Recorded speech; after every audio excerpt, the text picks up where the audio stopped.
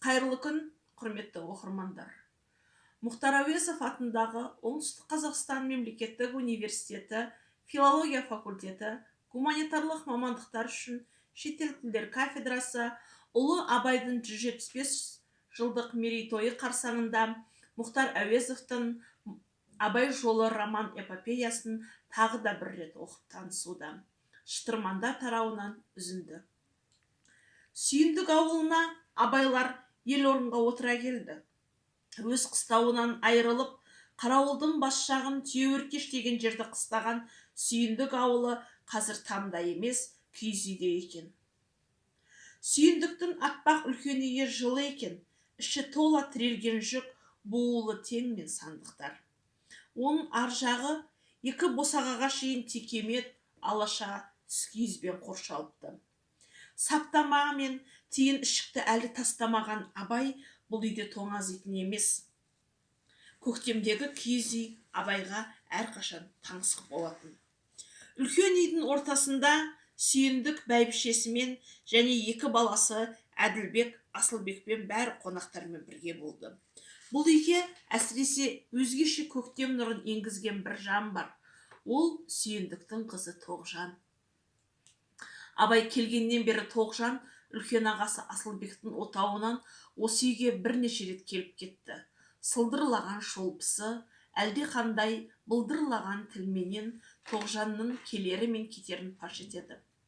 Құлақтағы әшекей сырғасы, бастағы кәмшат бөркі, білек толған неше білезіктері, баршасы да бұл өңірден Абайдың көрмеген бір сәні сияқты. Абай көпке шейін Тоғжан жүзінен көзін ала алмай телміре қарады. Абай Сүйіндіктен де қысылған жоқ. Бала емес, ысылған, ашық, үлкендерше сөйледі. Тоғжан кеп отырғаннан кейін Сүйіндікке қарап: "Сүйіндік аға, осы мына сіздің жердің алдындағы қарауыл дейтін жалғыз биік не себепті қарауыл атанды екен?" деді. Сүйіндік: "Кім білсін, шырағым?" дей түсіп аз отырып: Тобықты мен Матайдың шабуылы жаулығы қалған ба? Сондағы қуғыншы мен жортуылшының бірі қойған атыдағы.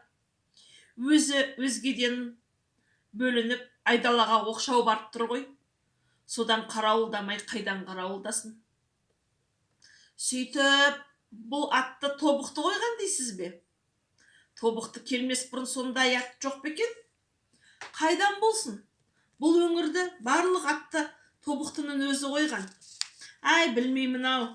Бар атты өзі қойса, Шыңғыс деген несі екен? Шыңғыс деген Тобықты бар ма? Әділбек әкесінің мүдірген намыс көріп: "Шыңғыс деген сөз шыңқыс дегеннен, қысының қаттылығынан болыптымыс деседі ғой", деді. Абай бұған қарап күлді де: "Олай болмас, Шыңғыс деген белгілі хан аты ғой", деді.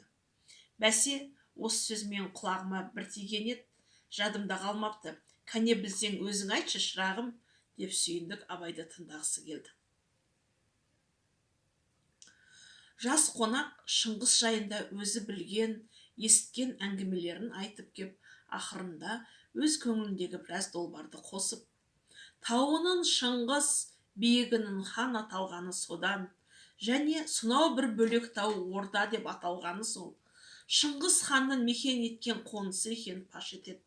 Қарауыл демек те сол кезден қалған ат емес пе екен", деді.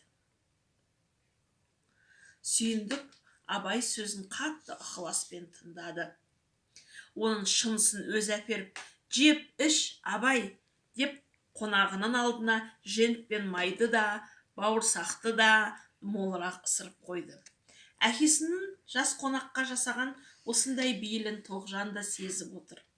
Бірер мезгіл Абай өзіне қараған Тоғжанның әдемі қара көзін байқады.